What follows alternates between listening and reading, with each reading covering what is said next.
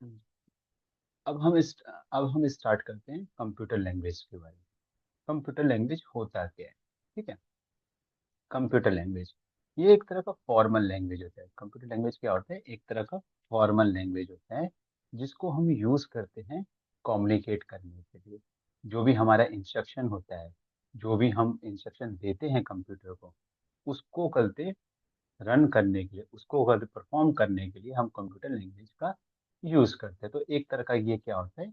ये formal language होता है ज़्यादातर, ठीक है।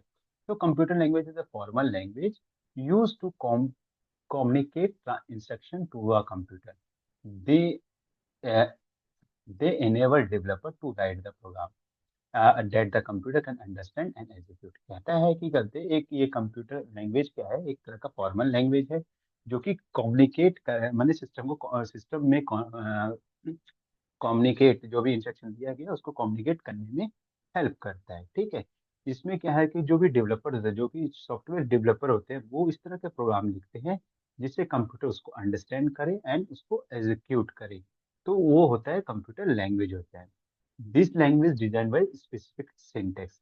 मतलब कहता है कि अगर कोई भी लैंग्वेज हम लिख रहे हैं, किसी भी लैंग्वेज का हम हेल्प ले रहे हैं, तो उसके एक स्पेसिफिक सिंटेक्स होंगे, एक स्पेसिफिक स्ट्रक्चर्स होंगे जिसके जिसके थ्रू हम करते वो एग्जीक्यूट करेंगे उस फाइल को, उस इंस्ट्रक्शन को एग्जीक्यूट करेंगे in the front of the humans and machine के सामने, ठीक है। वो होता है कंप्यूटर लैंग्वेज। तो कंप्यूटर लैंग्वेज क्या होता है? सिंपल लैंग्वेज में अगर हम बात करें तो एक तरह का फॉर्मल लैंग्वेज होता है जो कि एक सॉफ्टवेयर डेवलपर क्या करता है, उसको राइट करता है और उस तरीके से राइट करता है जिससे क्या है कि कंप्यूटर भी अंडरस्टैंड करे, ह्यूमंस भी अंडरस्टैंड और मशीन भी अंडरस्टैंड करे और उसको प्रॉपरली एग्जीक्यूट करता है जो भी इंस्ट्रक्शन होते हैं, ठीक है। उसी को हम कंप्यूटर लैंग्वेज कहेंगे।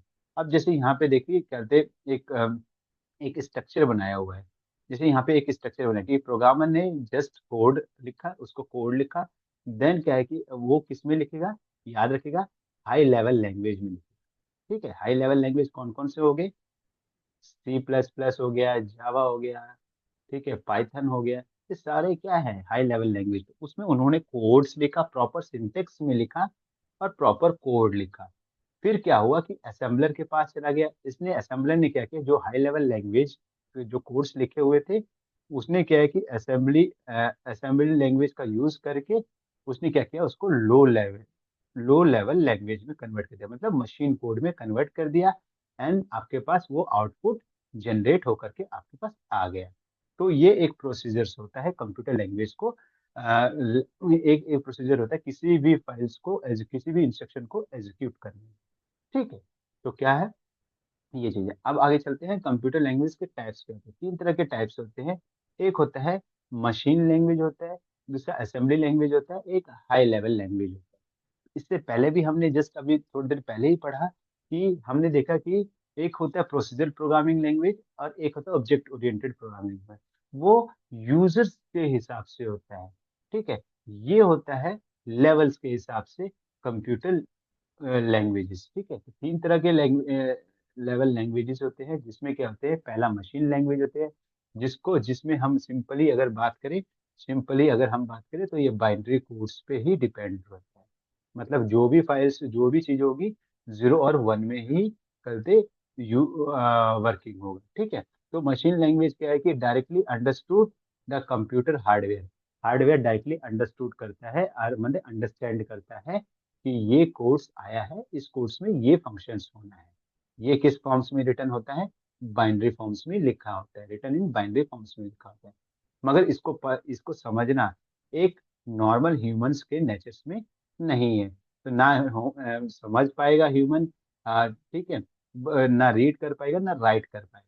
तो ये मशीन अपने हिसाब से काम करता है, अपने जो बस वो इसको इंस्ट्रक्शन दी जाता है, उस इंस्ट्रक्शन के अकॉर्डिंग वो अपना काम करना शुरू करता है। तो मशीन लैंग्वेज होता है, इसको सबसे लो लेवल लैंग्वेज कहा जाता है, ठीक है। अब आते हैं असेंबली लैंग्वेज। असेंबली लैंग्वेज क्या किया? जो कि मशीन कोड है, जो मशीन कोड है, मशीन लैंग्वेज है, जो कि मशीन लैंग्वेज को क्या करेगा? असेंबली लैंग्वेज क्या करेगा? कन्वर्ट करेगा किसमें? हाई लेवल लैंग्वेज में। तो ये होता है असेंबली लैंग्वेज। ये क्या है? एक तरह का सिंबॉलिक रिप्रेजेंटेटिव होता है जो कि मशीन लैंग्वेज का होता है, सिंबॉलिक रिप्रेजेंटेटिव होता है जो कि मशीन लैंग्वेज का होता है, और उसे ही करते वो उस तरीके से बनाता है ताकि करते एक ह्यूमन, एक प्रॉपरली ह्यूमन उसको समझ जाए और उसके अकॉर्डिंग वो अपने आप को आगे चल के कोड्स को और इंस्ट्रक्शन को फॉलो अप करे।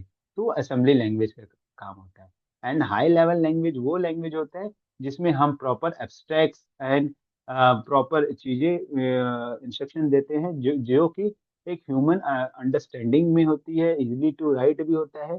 तो वो मतलब एक तरह से हाई लेवल लैंग्वेज, नाम से सिर्फ हाई लेवल लैंग्वेज होता है, बट ये ह्यूमन नेचर्स का होता है, ह्यूमन के अकॉर्डिंग ही जो इंस्ट्रक्शन दी जाती है through the high level language, ताकि करते उस चीज को समझे सिस्टम एंड उसको फिर एग्जीक्यूट करे। वो हाई लेवल लैंग्वेज होता है। ठीक है। और इन दोनों को, ये जो हाई लेवल लैंग्वेज में अगर कोई भी चीज हम लिखते हैं तो वो सिर्फ किसकी हेल्प से, कंपाइलर या इंटरप्रेटर की हेल्प से करते उसको ट्रांसलेट किया जाता है। ठीक है। अब क्या है, दोबारा से इसको मैं एक बार बता देता हूँ कि types of computer language, computer language तीन तरीके से होते हैं। पहला पहला होता है मशीन लैंग्वेज होता है, दूसरा होता है असेंबली लैंग्वेज होता है, थर्ड होता है high level language. Machine language वो होता है जो कि करते एक ह्यूमन माने उसको समझ नहीं पाएगा क्योंकि वो मशीनरी लैंग्वेज में होता है। ठीक है। वो सिर्फ बाइनरी कोड्स को, जो भी इंस्ट्रक्शन होता है वो बाइनरी कोड्स के अंदर होता है, बाइनरी कोड्स फॉर्म्स में होता है, और वो डायरेक्टली सिर्फ वो सिस्टम समझ लेगा बट ह्यूमन नहीं समझ पाएगा। फिर असेंबली लैंग्वेज आता है। असेंबली लैंग्वेज जो भी कोड्स आए हुए हैं मशीन लैंग्वेज के पास आए हैं, बाइनरी कोड्स फॉर्म्स में आए हैं, उसको वो कन्वर्ट करता है। इसका काम, असेंबली का काम क्या होता है, ये असेंबलर इसकी हेल्प ले, असेंबलर की हेल्प लेकर के इसको क्या है कि मशीन लैंग्वेज को कन्वर्ट कर देता है, किसमें, हाई लेवल लैंग्वेज में कन्वर्ट कर देता है, ताकि जो भी कोर्स, जो भी इंस्ट्रक्शन, जो भी एग्जीक्यूशन है वो प्रॉपरली करते हाई लेवल लैंग्वेज, एक ह्यूमन उसको अंडरस्टैंड कर सके और उसके हिसाब से वो अपने राइट और राइट कर सके, मतलब लिख सके और उसको परफॉर्म कर सके। वो हाई लेवल लैंग्वेज होता है। और हाई लेवल लैंग्वेज को अगर कोई भी कोड्स को अगर ट्रांसलेट करना है, कंपाइलर और इंटरप्रेटर की हेल्प लेनी पड़ती है ताकि वो प्रॉपरली एग्जीक्यूट कर सके, प्रॉपरली चेक कर सके जो भी कोड्स है कि हमारे कोड सही है या गलत है। ठीक है। तो ये टाइप्स ऑफ कंप्यूटर लैंग्वेज होते हैं। स्क्रिप्टिंग लैंग्वेज भी होता है जो कि गलती ज्यादा नहीं होता, वो सेम टू सेम इंटरप्रेटर की तरह होते हैं। ठीक है। वो कोई अलग नहीं होता बट समटाइम्स उसके एक कुछ फंक्शंस अलग से होते हैं। ठीक है। तो स्क्रिप्टिंग लैंग्वेजेस। अब टाइप्स ऑफ लैंग्वेजेस के लेवल्स अब देखेंगे कि कैसे हैं। जो कि हाई लेवल लैंग्वेजेस, अब यहाँ पे आप देखेंगे कि जो लो लेवल लैंग्वेजेस है, एक वेट अ मिनट। ओके। हाँ। जो भी है बाइनरी कोड्स में आया, बाइनरी कोड से फिर क्या है, ये देखो, जब लो लेवल लैंग्वेजेस में सिंपल याद रखो कि ये आपके एक परफॉर्मेंस बता रहा है कि किस तरीके से कहाँ पे हाई होगा, कहाँ पे लो होगा, मतलब परफॉर्मेंस के बारे में। ह्यूमन, जब ह्यूमन रीड करता है, ह्यूमन की जो रीडेबिलिटीज होंगी, याद रखना, ह्यूमन की जो रीडेबिलिटीज, हाँ, ह्यूमन की रिलेबिलिटीज होगी, माने वो पढ़ सकता है नहीं पढ़ सकता है, तो वो हाई लेवल लैंग्वेज को, जिसको जो कि हाईएस्ट लैंग्वेज होते हैं, या हाई लेवल लैंग्वेजेस को वो इजिली पढ़ सकता है। बट जो बाइनरी कोड्स होते हैं जिसको हम मशीन लैंग्वेज होते हैं उसको वो पढ़ नहीं सकता है। ठीक है। जो एजुकेशन की स्पीड्स होती है वो हाई लेवल लैंग्वेज की थोड़ी सी कम होती है, depending on the low level language, जिसको हम मशीन लैंग्वेज होती है उससे कम होती है। ठीक है। लैंग्वेज लेवल कैसा होता है, हाई लेवल लैंग्वेज की हाई होती है एंड लो लेवल लैंग्वेज की लो होती है। तो ये कंपैरिजंस बताया गया है कि अगर हम कोई भी काम कर रहे हैं machine language, sorry, machine language and high level languages में, तो उसमें बताया गया कि जब ह्यूमन काम करता है, ह्यूमन उसको पढ़ने की कोशिश करता है, तो मशीन कोड्स को पढ़ने में हार्ड होता है, लो होते हैं, लो लेवल्स माने थोड़ा सा डिफिकल्टीज होती है, हाई लेवल को बहुत इजीली अंडरस्टैंड कर लेते हैं। स्पीड्स में देखा गया है कि कहते हाई लेवल लैंग्वेज को एग्जीक्यूट करने में थोड़ा समय लगता है, बट लो लेवल लैंग्वेज को एग्जीक्यूट करने में ज्यादा समय नहीं लगता है। और वही अगर हम लैंग्वेज लेवल की बात करें तो हाई लेवल लैंग्वेज नाम से ही नाम है, हाई है, और वो लो का जो लो लेवल लैंग्वेज है, लो लैंग्वेज है। ठीक है। अब आगे चलते हैं हम अगले पार्ट पे। इसमें क्या है, कुछ तरह के सम हाई लेवल लैंग्वेजेस की बात की गई है जो कि जैसे पाइथन है। ये पाइथन एक आजकल जो कि बहुत पॉपुलर बताया गया है, पाइथन आजकल जो कि बहुत पॉपुलर बताया गया है। ये एक तरह का high level language, programming language है, जिसमें बहुत इजीली चीजें, रीडेबिलिटीज हो सकती है, सिंप्लिसिटीज है, और wide range of the applications है। बेसिकली पाइथन का यूज आजकल बहुत ज्यादा ही यूज हो रहा है किसी भी एप्लीकेशन को डेवलप करने के लिए। अगर मैं सबसे अच्छा एग्जांपल दूं तो आजकल आप सब लोग, मोस्ट ऑफ द स्टूडेंट्स का पबजी गेम खेलते हैं, तो पबजी गेम जो कि डेवलप किया गया है पाइथन लैंग्वेज से डेवलप किया गया है। ठीक है। पाइथन लैंग्वेज का अगर देखा जाए तो ये 1980s में आ गया, और इसको किने ग्यूडिनी ग्यूडो वैन रोसन निकलते इसको डेवलप किया है। ठीक है ना।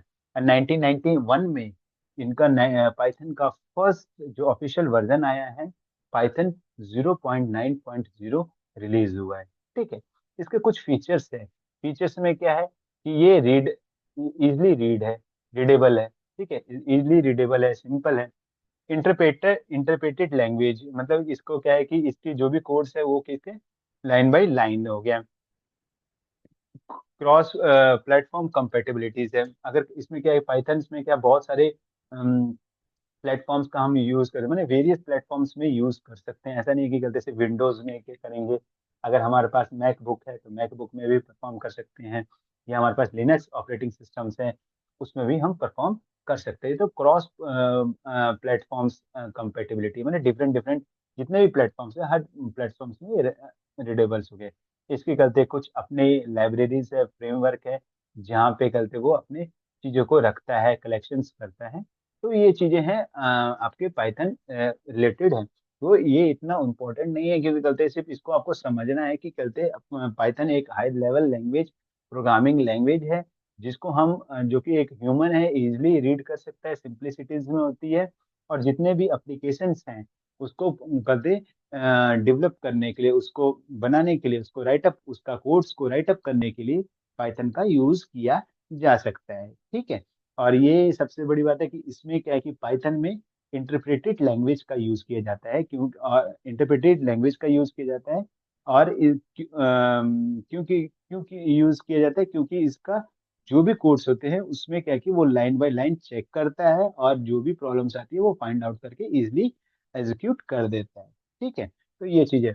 जैसे कि यूजेस में करते हैं, इसके कहाँ कहाँ यूजेस होते हैं, तो अगर देखा जाए तो वेब, किसी भी वेबसाइट को बनाने में, किसी भी वेबसाइट को या वेब ब्राउजर को बनाने में हमारा पाइथन का यूज होता है। मतलब बहुत अच्छा इंटरफेस दिखाने में, और डाटा साइंस का यूज करने में, किसी गेम को बनाने में, एआई एंड मशीन लर्निंग में बहुत ज्यादा इम्पेक्ट करता है। तो ये इसके पाइथन के यूजेस हैं।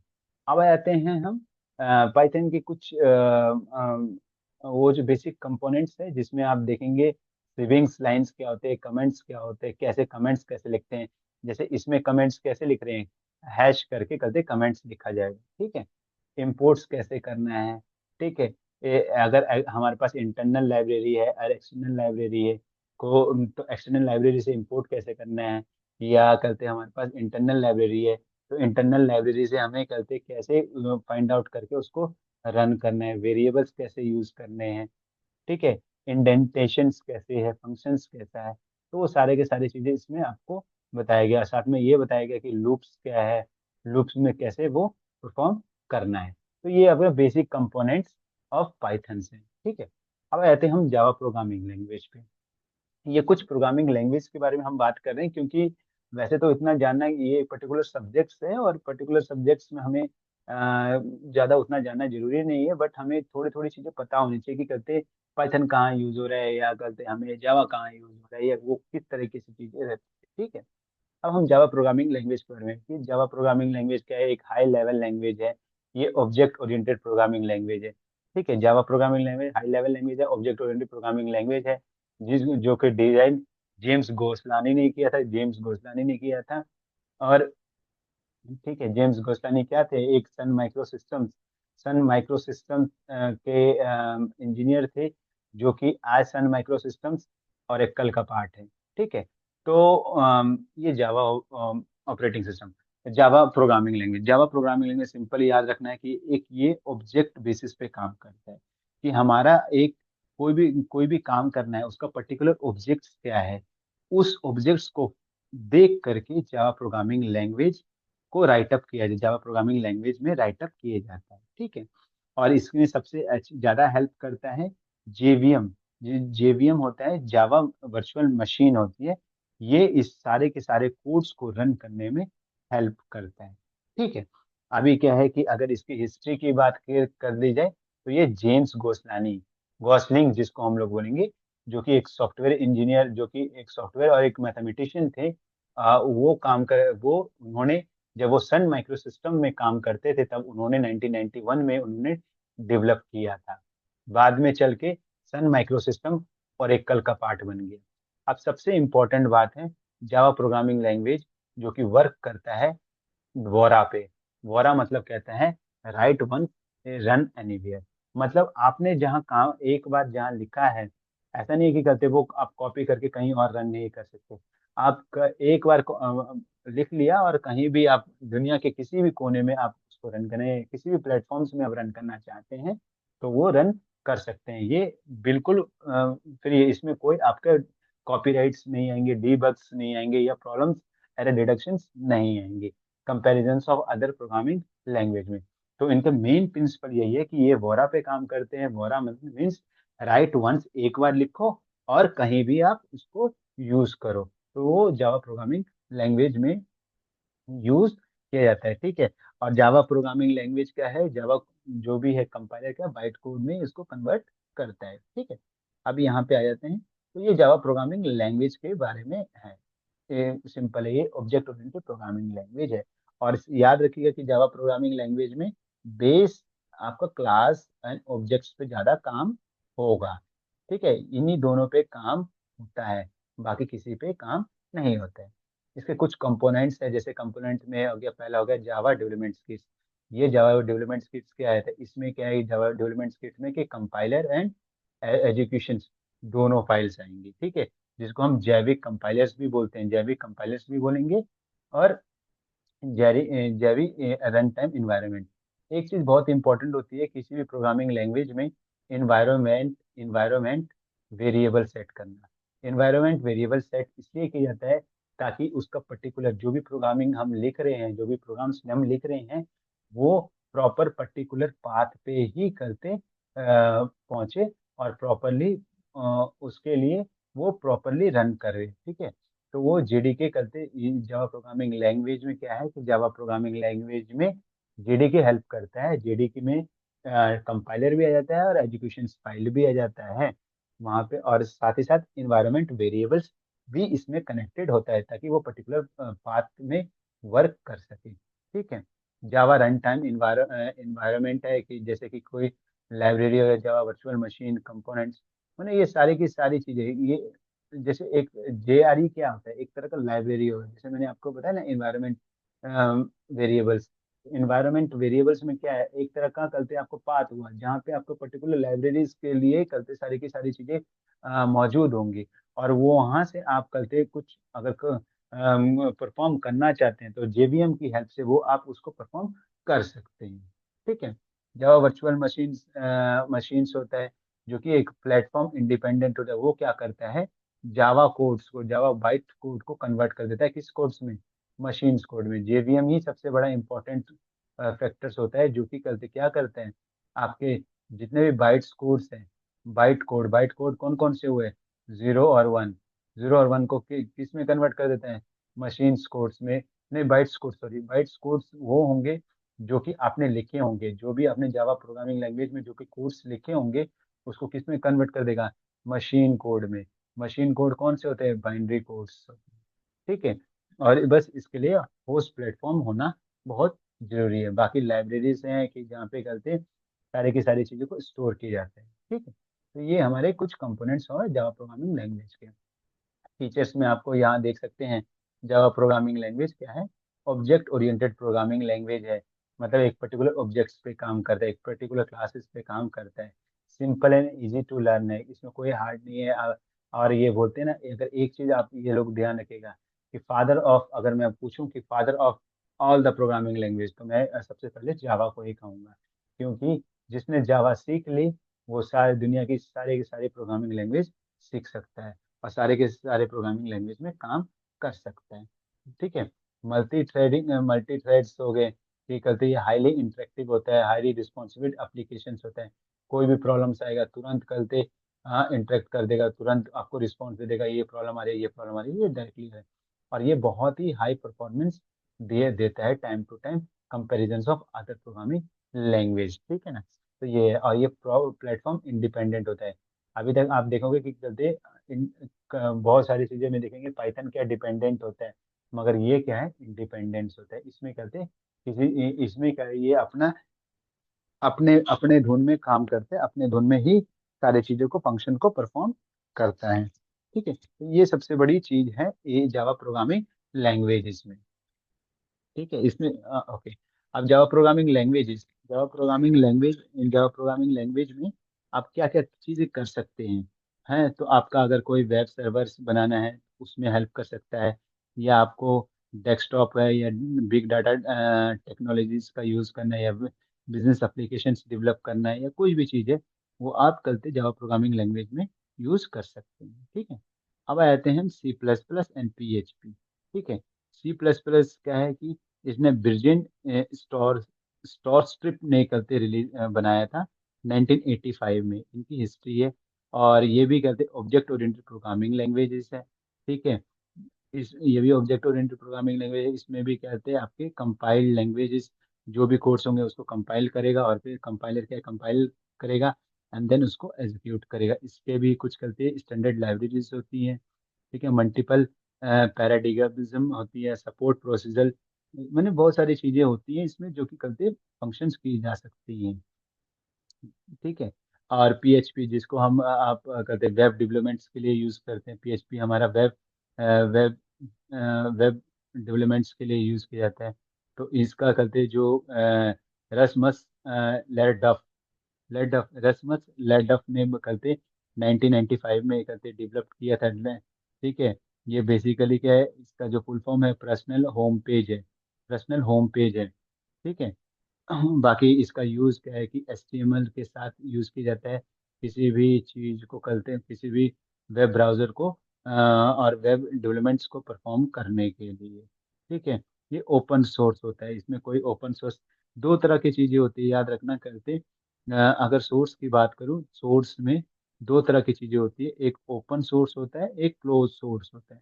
ठीक है। ओपन सोर्स के लिए कहते हैं ज्यादा ओपन सोर्स क्या है कि हर एक इंसान उसको यूज कर सकता है। उसमें क्या है कि कोई इंस्टॉलेशन में भी कोई चीज़ नहीं चाहिए होती है, वो डायरेक्टली डायरेक्टली आप इंस्टॉल किया और उसको वर्क करना है।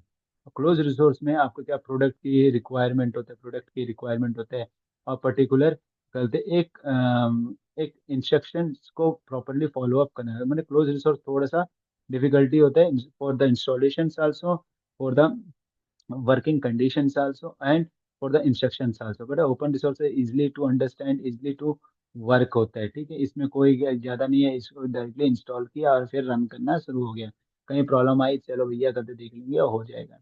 ठीक है। क्रॉस प्लेटफॉर्म होता है कि ये बहुत सारे प्लेटफॉर्म्स पे, सारे के सारे प्लेटफॉर्म्स पे वर्क करते हैं। जितने भी प्रोग्रामिंग लैंग्वेज है, याद रखिएगा कि जितने भी प्रोग्रामिंग लैंग्वेज है, हर प्रोग्रामिंग लैंग्वेज में क्या है कि हर प्रोग्रामिंग में हर एक प्लेटफॉर्म्स पे यूज किया जा सकता है। कुछ कुछ होते हैं कि जो कि नहीं यूज किया जा सकता। ठीक है।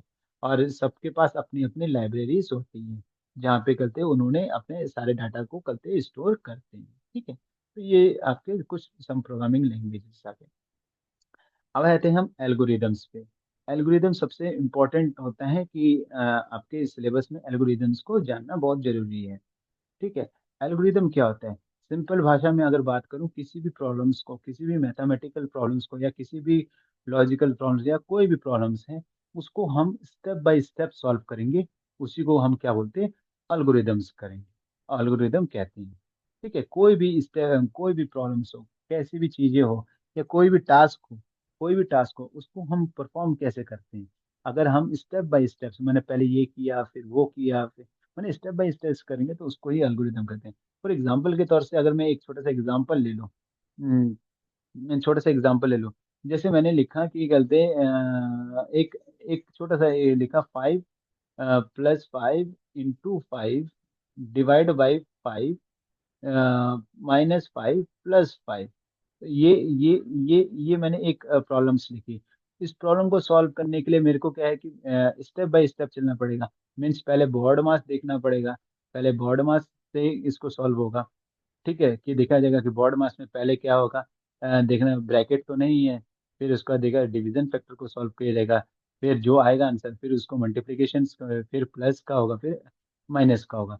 तो स्टेप बाय स्टेप्स का यूज करके मैं किसी चीज को, किसी परफॉर्म में टास्क को परफॉर्म कर रहा हूँ, तो वो मेरा एल्गोरिदम कहलाता है। और ये कहूंगा कि एल्गोरिदम आज के समय में जो एआई है, आर्टिफिशियल इंटेलिजेंस ही और मशीन लर्निंग या डीप लर्निंग की बात करूं, हर जगह करते एल्गोरिदम का ही करते स्टेप्स को फॉलो करता है। एल्गोरिदम बेस पे ही सारी चीजें काम करती है। आपके सारा का सारा चीज अगर मैं बोलूं, ये तीनों जो AI, ML and deep learning, ये सिर्फ एल्गोरिदम पे ही काम करते हैं। ठीक है, तो इसका सिंपल एग्जांपल यही है।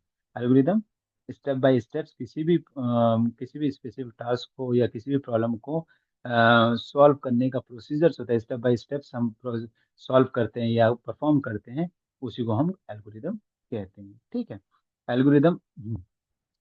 अभी इसके कुछ इम्पोर्टेंस है कि इनपुट यहाँ पे है, कुछ फीचर्स बोल दूंगा या कुछ कंपोनेंट्स बोल दूंगा। इनपुट कि एल्गोरिदम टेक्स अ जीरो और मोर इनपुट, मतलब वो करते हैं जीरो को भी लेता है, उससे ज्यादा के इनपुट्स को भी लेता है। आउटपुट्स का मतलब आप जानते हो कि करते प्रोड्यूस वन और मोर आउटपुट्स यूज है। क्योंकि आप करते अब जैसे इसी क्वेश्चन में बोर्ड मास का यूज किया गया, तो बोर्ड मास का यूज किया काफी चीजें इसको करते। ऐसे नहीं है कि बोर्ड मास का यूज कैसे किया जाए, तो सारे बोर्ड मास का यूज में पहले क्या होना चाहिए, क्या होना चाहिए, ये सारी चीजों को कहते हैं। तो इसके जो आउटपुट होंगे वो एक आउटपुट नहीं आएगा, वो सेवरल आउटपुट्स आएंगे। ठीक है। ठीक है, और फिर क्या है कि डेफिनेटनेस है, डिफाइनेट डिफाइनेटनेस है। ठीक है, एक तो सबसे बढ़िया क्लियर इंस्ट्रक्शंस है। इनके जो भी इंस्ट्रक्शंस होंगे, जो बस आपको इंस्ट्रक्शन जो देनी है वो प्रॉपरली देनी है। क्लियर इंस्ट्रक्शन देंगे तो आपके पास आपका जो रिजल्ट्स भी आएंगे वो क्लियरली आएंगे। ठीक है, फाइटनेस, जिसमें क्या है कि एल्गोरिथम टर्मिनेट कर देता है, जब उसका रिजल्ट आ जाता है तो वो ऑटोमेटिक उसको करते क्लियर अप कर देता है। ठीक है, तो ये कुछ कुछ कंपोनेंट्स हैं एल्गोरिदम के। अब एल्गोरिदम के कुछ और है कि क्लियर एंड एम्बिगस है, जिसमें इस type of algorithm must be clear होनी चाहिए कि जो भी है आपके पास, जितने भी स्टेप्स आप क्लियर, जो भी स्टेप्स लिख रहे हैं वो नीट एंड क्लीन होना चाहिए, ताकि आपको आगे के जो एजुकेशन फाइल्स में एग्जीक्यूट करने में कोई प्रॉब्लम्स ना आए। ठीक है, बाकी हमने ये चीजें पढ़ ही ली हैं। आगे आ जाते हैं। अब देखिए कि एल्गोरिदम के दो इम्पोर्टेंट टाइप्स होते हैं, दो इम्पोर्टेंट टाइप्स होते हैं। वैसे तो बहुत सारे टाइप्स होते हैं, बट दो इम्पोर्टेंट टाइप्स होते हैं। पहला होता है सूडो कोड। एल्गोरिदम अगर देखा जाए, एल्गोरिदम को सॉल्व करने के लिए, एल्गोरिदम के जो प्रॉब्लम्स को सॉल्व करने के लिए pseudo code and flow chart, ठीक है, दो ही चीज होती है।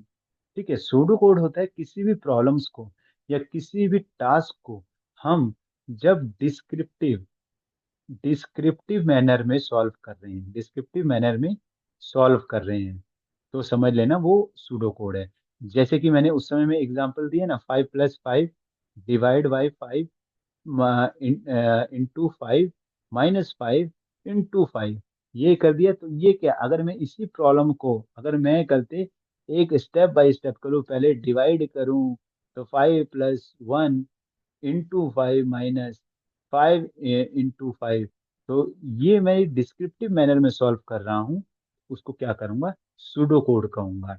वही अगर मैं फ्लो चार्ट की बात करता हूँ, अगर फ्लो चार्ट की बात करता हूँ, किसी भी प्रॉब्लम को डायग्रामेटिकली, डायग्राम बेस पे अगर सॉल्व करता हूँ, तो उसको क्या कहेंगे हम, फ्लो चार्ट कहेंगे। किसी भी प्रॉब्लम को करते डायग्राम बेस पे काम करता हूँ या डायग्राम बेस पे उसको वर्क करता हूँ, तो उसको क्या हम क्या कहेंगे, फ्लो चार्ट कहेंगे। तो दो तरह के एल्गोरिदम, दो टाइप्स के मेन एल्गोरिदम्स होते हैं, एक सूडो कोड होता है, एक फ्लो चार्ट होता है। सूडो कोड वो कोड्स होते हैं जो कि करते जो भी प्रॉब्लम्स होती है, जो भी चीजें होती हैं या जो भी टास्क को परफॉर्म करना है, हम उसे डिस्क्रिप्टिव मैनर्स में परफॉर्म करते हैं, उसको हम क्या कहेंगे, सूडो कोड कहेंगे। मगर अगर हम उसी प्रॉब्लम को अगर डायग्रामेटिकली बेस से अगर सॉल्व करेंगे, तो उसको हम क्या कहेंगे, फ्लो चार्ट का। ठीक है, जैसे यहाँ पे आप देख लीजिए फ्लो चार्ट में क्या है। अगर मेरे पास ये डायग्राम बना है तो इसका मतलब डिसीजन हो गया। रेक्टेंगल बना है तो मैं उसका मतलब प्रोसेस हो गया। तो ये सारी चीजें क्या है, फ्लो चार्ट में डायग्रामेटिकली बेस में आपको सॉल्व करनी जाएगी। ठीक है। अब कुछ टाइप्स ऑफ एल्गोरिदम्स है, जैसे ग्राफ एल्गोरिदम्स हो गया। पहला क्या है, ग्राफ एल्गोरिदम, जिसमें क्या है कि solve the problem related of graph nodes connected to edge. इसमें क्या है, ग्राफ एल्गोरिदम क्या है, कोई भी प्रॉब्लम को सॉल्व करने के लिए ग्राफ का यूज किया जाता है, ग्राफ एल्गोरिदम्स हो गया। ठीक है। सर्चिंग एल्गोरिदम, अगर किसी चीज को फाइंड करना है, किसी एलिमेंट को फाइंड करना है या मल्टीपल एलिमेंट में से, डाटा शीट में से, तो क्या है वो सर्चिंग एल्गोरिदम्स हो गया। ठीक है। हैशिंग एल्गोरिदम क्या है, ये fix size of the strings characters है, जो कि ओरिजिनल डाटा मतलब hash function use to the past data retrieve. किसी डाटा को करते आप रिट्राइव कर रहे हो, किसी डाटा को रिस्टोर कर रहे हो, तो हैशिंग एल्गोरिदम का यूज करेंगे। डायरेक्टली आपको करते बहुत फास्टली आपको करते चीजें आ जाएंगी।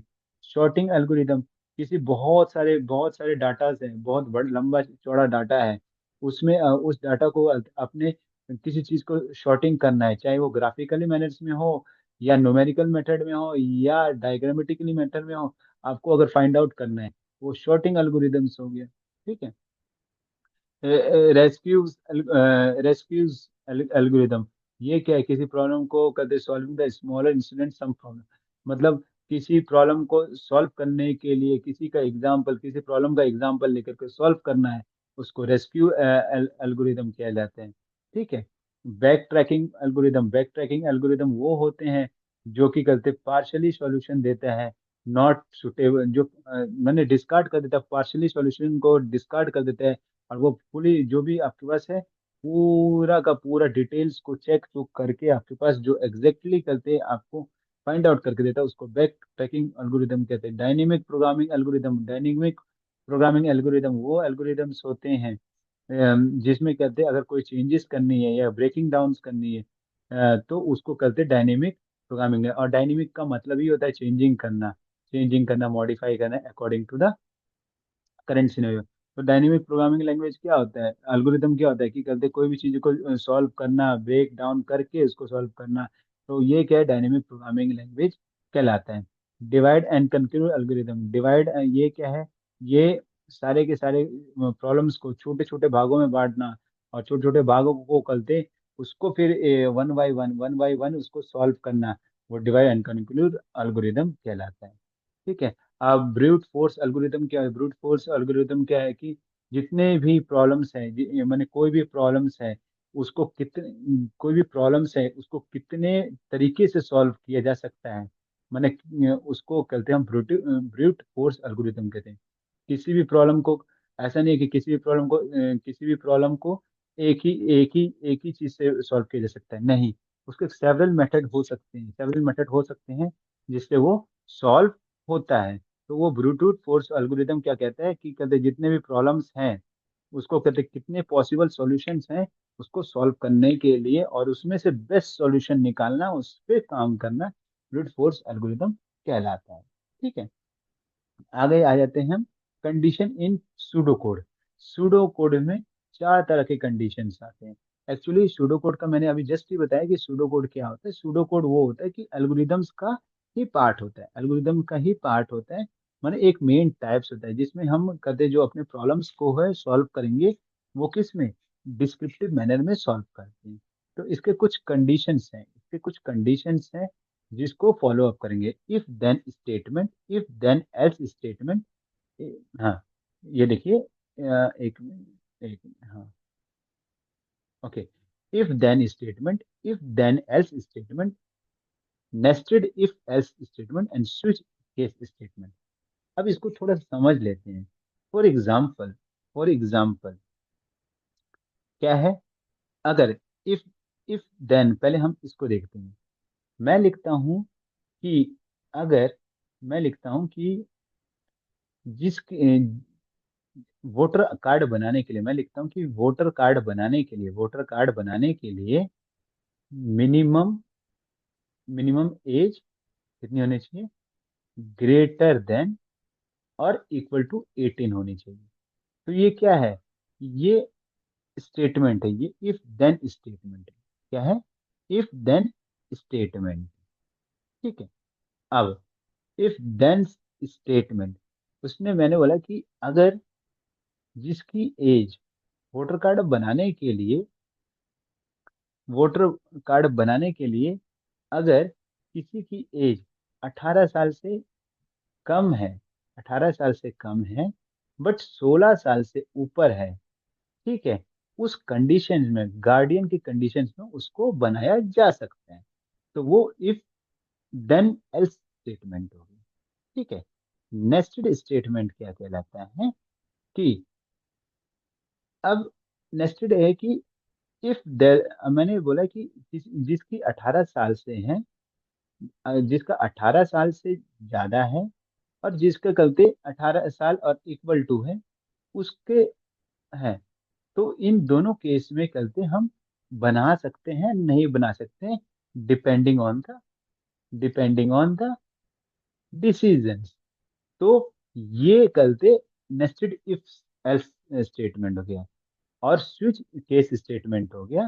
फॉर एग्जाम्पल, वीक डेज में कोई भी मेरे वीक डेज है, मानो कि मेरा वीक डेज कब से स्टार्ट हो रहा है, मंडे से स्टार्ट हो रहा है और संडे को कंप्लीट हो रहा है। ठीक है, तो मैं बोलता हूँ मेरा वीक डेज मंडे को स्टार्ट हो रहा है, ठीक है, और संडे को कल से क्लोज अप हो रहा है। तो बीच में वेनेसडे भी पड़ता है ना, तो वेनेसडे को हम कर सकते हैं कि कल से ये हम इसको स्विच करके अगले दिन को माने एक स्टेटमेंट को चेंज करके दूसरे स्टेटमेंट को बता सकते हैं कि कहते हैं वेनेसडे से नेक्स्ट ट्यूसडे तक कहते हमारा वीक डेज है, तो हम स्विच कर सकते हैं। तो ये एक कंडीशंस होते हैं सूडो कोड्स में। तो ये चार कंडीशन है, if then statement, if then else statement, nested if else statement, switch case statement. If then statement मैंने अभी जस्ट ही बताया कि वोटर आईडी कार्ड्स में जो एक कहते एक जो भी इसमें क्या है कि एग्जीक्यूट करते हैं block of the code in certain conditions is true. मतलब कोई भी कंडीशंस डालते हैं वो कंडीशन ट्रू होगी तो ही करते हैं वो ऐसे स्टेटमेंट में एग्जीक्यूट कर, माने कोई भी कोड्स होगा उसको कोड्स को क्या है ब्लॉक में एग्जीक्यूट करेगा और जब वो ट्रू होगा तभी उसको वर्क करेगा। ठीक है। इफ देन स्टेटमेंट में कहता है कि अगर, इफ देन स्टेटमेंट में क्या है कि अगर मान लो ये, वैसे तो एग्जीक्यूट, एक मिनट, हाँ, एग्जीक्यूट तो करेगा, एक मिनट, हाँ एग्जीक्यूट तो करेगा कि कहते ट्रू में, बट अगर मानो कि कोई कंडीशन फॉल्स है, कोई कंडीशन फॉल्स है, तो उसको भी उसको करते जब तक वो ट्रू ना हो जाए, जब तक वो ट्रू ना हो जाए तब तक वो वर्क नहीं करेगा, तब तक वो आपको बोलेगा ही। जैसे कि मैंने अभी जैसे एक एग्जांपल दिया, मानो कि अगर राम की एज कितनी है, आज राम की एज 16 है, और मैंने बोला कि वोटर कार्ड बनाने के लिए क्या है कि 18 साल होनी चाहिए, 18 साल होनी चाहिए। तो राम की एज, तो ये जब स्टार्ट तो हुआ 16 से, तो अगले साल 17 हो गया, तब तक तो ये फॉल्स ही है, फॉल्स है। और जब 18 होगा तब ये स्टेटमेंट ट्रू हो जाएगा, तो ये इफ देन एल्स स्टेटमेंट में आ जाएगा।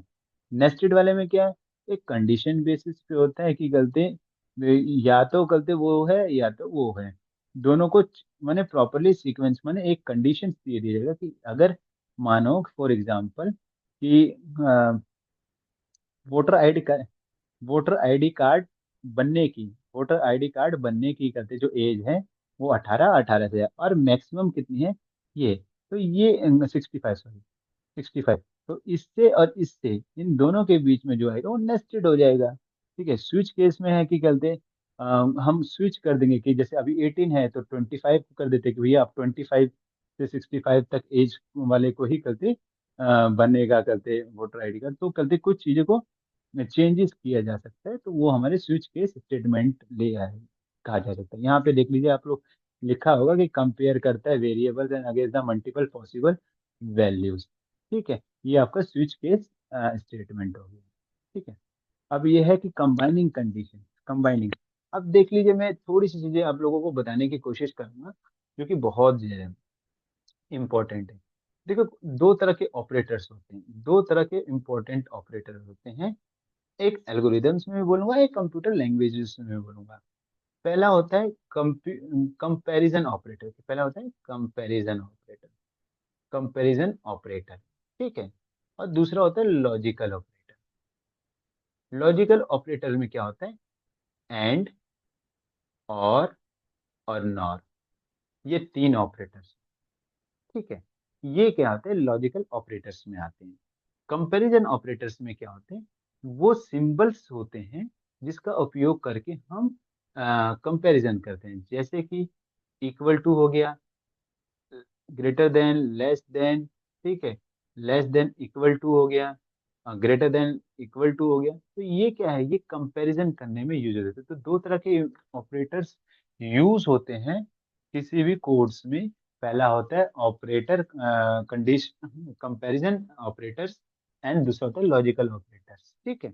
तो कंबाइनिंग कंडीशंस में हम क्या पढ़ते हैं, कंबाइनिंग कंडीशंस में हम देखते हैं किसको, लॉजिकल ऑपरेटर्स को देखते हैं, एंड, और नॉर। इसमें क्या है कि एंड का मतलब है कि जो भी दोनों स्टेटमेंट है, वो दोनों स्टेटमेंट ट्रू है, दोनों स्टेटमेंट क्या है, ट्रू है। और का मतलब होता है कि एक statement out of two statement, एक स्टेटमेंट सही है। और नॉर का मतलब या नॉट का मतलब होता है कि कोई भी स्टेटमेंट सही नहीं है। तो ये लॉजिकल ऑपरेटर्स में आते हैं। जैसे कि एक एग्जांपल भी दिया हुआ है, if the age less than 18 and age the 65 then print you are the eligible for the work. मतलब कहता है कि अगर आपकी एज 18 साल से ऊपर है और लेस देन 65 है, तो आप एलिजिबल हैं, अदरवाइज एल्स क्या है, आप एलिजिबल नहीं है, ठीक है। तो यहाँ पे ये क्या है, अब यहाँ पे आप ये देखोगे, ये क्या है, कंपैरिजन ऑपरेटर्स है, कंपैरिजन ऑपरेटर है, ठीक है। कंपैरिजन ऑपरेटर का दिया गया, और ये एंड का क्या है, एंड में बताया गया क्या है, ये लॉजिकल ऑपरेटर्स है। तो किसी भी कोड्स को रिप्रेजेंट और कंपैरिजन को परफॉर्म करने के लिए लॉजिकल एंड कंपैरिजन ऑपरेटर दोनों की जरूरत पड़ती है, ठीक है। अब आते हैं हम loops in the pseudo codes. Loops होता क्या है, लूप्स अगर किसी भी कोड्स को कंटिन्यूसली मल्टीपल टाइम्स में लिखना है, उसको मल्टीपल टाइम्स में उसको राइट डाउन करना है, तो हमें बार बार ना लिखने की छुटकारा पाने के लिए लूप्स कोड्स का हमें यूज करना होता है, मतलब लूप्स का हमें यूज करना होता है, ठीक है। तो लूप्स होता क्या है, आप ये देखिए पहले, लूप्स, लूप्स क्या है, लूप्स इन कोड, ये क्या है, repeating the block of the code multiple times. मतलब कहने का मतलब वही है कि किसी भी कोड्स को मल्टीपल टाइम्स में लिखना है, तो हम लूप्स का उपयोग करेंगे। एक बार लिख लिया और लूपिंग का हम यूज करके उसको बार बार रिपीटेबल कर सकते हैं। They require irritations also and duplicate perform कर सकते हैं, ठीक है। तो तीन तरह के लूप्स होते हैं, जो कि एक वाइल लूप होता है, फोर लूप होता है, और रिपीट अनटिल लूप्स होते हैं। वाइल लूप्स क्या होता है, ये एक स्पेसिफिक कंडीशंस, यह है कि block of the code as long as a specific condition is true, कि the condition is checked before each iteration, meaning the loop may be the never run of the condition is false initially। मतलब कोई भी condition है, कोई भी है कि जब तक वो ट्रू ना हो जाए, जब तक वो ट्रू ना हो जाए, तब तक वो करते उसको परफॉर्म करता रहेगा। फोर लूप्स क्या है, इटरेशन इन द एडवांस, वो करते पहले ही वो चेक कर लिया एक रेंज डिसाइड कर दिया जाता है, और इस रेंज में के अंदर डिफाइन कर दिया जाता है कि इस रेंज तक आ जाएगा तो उसको करते उस चीज को छोड़ दिया जाए। तो यहाँ पे क्या है कि कोई भी स्टेटमेंट है, कोई भी स्टेटमेंट अगर फॉल्स है तो उसको ट्रू, वाइल लूप में क्या ट्रू होने में कितनी बार सेम कमांड्स को डालना पड़ेगा, तो उसको वाइल लूप में यूज करेंगे। फोर लूप्स में क्या है कि किसी कमांड्स को गलती, अगर मानो कि गलती वो पहले ही चेक कर लेता है और उसी को गलती अपने हिसाब से वो एक रेंज सेट कर दिया जाता है, उस रेंज के अंदर जैसे ही आएगा तो वो फोर लूप्स आ जाएगा। रिपीटेबल लूप्स वो लूप है, एटलीस्ट एक बार तो लिखा होना चाहिए, और फिर जब जब तक करते वो एग्जीक्यूट, जब तक वो एग्जीक्यूट ना हो जाए, तब तक वो रिपीट होता रहता है, ठीक है। तो ये होता है रिपीटेबल लूप्स। अब प्री कंडीशन इसमें सारी चीजें लिखी हुई है कि execute the block code at least once, repeat code में एटलीस्ट एक बार लिखना जरूरी है, और वो condition until the condition become true होना चाहिए, ठीक है। तो ये चीज है। अब जैसे कि यहाँ पे मैंने एग्जांपल में भी दिया हुआ है, अगर जैसे कि ये लिखा है मैंने कि आई आई अभी जीरो है, इनिशियली में क्या है आई जीरो है। अब मेरे को क्या है कि बताना है कि फाइव फाइव उससे ग्रेटर है, ठीक है। तो अगर इसमें क्या है कि आई में आई मैंने जो आई है, आई की वैल्यू तो जीरो है, और वो पहले ही बता दिया कि वाइल लूप में क्या है कि आई की जो वैल्यू होनी चाहिए फाइव होनी चाहिए। तो ऑटोमेटिक है ग्रेटर देन फाइव होनी चाहिए आई की वैल्यू, नहीं, फाइव जो आई की वैल्यू है वो फाइव से कम होनी चाहिए, तो ऑटोमेटिक है ही है। तो ये वाइल लूप में हो गया, एंड वाइल लूप हो गया कि कहते हैं हाँ ठीक है भैया, आप उसमें ऐड भी करो, कितना ऐड करोगे कि कहते वाइल आपका कहते जो स्टेटमेंट ट्रू हो जाए, तो वो चीज है। अब ये यहाँ पे देखिए आई की वैल्यू 1 to 5 है, 1 to 5 है, तो 1 to 5 में क्या है कि आपकी जो स्टार्टिंग होगी वो 1 से होगी, एंड होगा 4 5 पे होगा। यहाँ पे स्टार्टिंग होगा 0 से और एंड होगा 4 पे, क्योंकि ये कंडीशंस है, ठीक है, यहाँ पे कंडीशंस है। और यहाँ पे रिपीट है कि जब तक कहते आपका कंपैरिजन, इसमें कंपैरिजन ऑपरेटर का यूज किया गया है, जिसमें क्या है कि बताया गया कि आई जब तक कहते ये ना हो जाए तब तक आप रिपीट करते जाओ, ठीक है, तो वो रिपीटेबल्स हो गया, ठीक है। सो आई होप आप लोगों को अच्छा लगा हो। अगर कोई भी प्रॉब्लम्स है तो आप मेरे से आप अपने कमेंट बॉक्स में डाल सकते हैं, और मैं इसको डेफिनेटली से आपको नेक्स्ट वीडियो में इसको बताऊंगा, जो भी टॉपिक, और जो भी टॉपिक आपको पढ़ना है तो आप मेरे को बता सकते हैं। So if you are have any questions or the thought, I love to hear them. Don't forget to like, subscribe, and hit the notification bell for the more content. Thank you and have a nice day.